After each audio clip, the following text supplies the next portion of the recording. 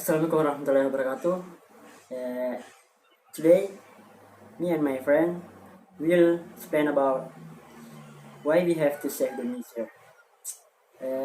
The environment is a combination of physical condition that includes natural resources such as land, air, water, mineral, and flora and fauna that grow on land and in the ocean.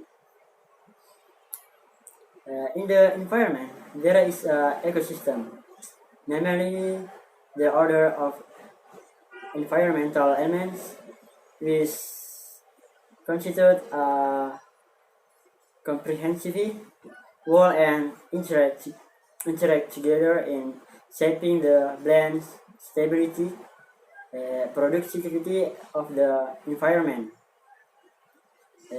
Biodiversity is essential for life because biodiversity is an indicator of ecological system and means of knowing species change.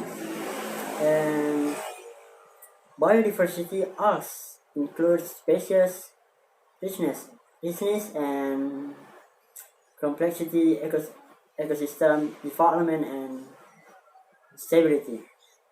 For for further explanation, I will leave it to my friend.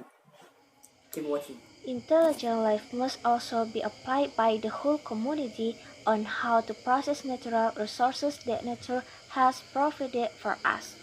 So many natural resources that can be utilized by humans, not to be exterminated or overused. Use wisely so that our grandchildren can also enjoy it later. Start from grass which when we come close to it, the earth is very peaceful.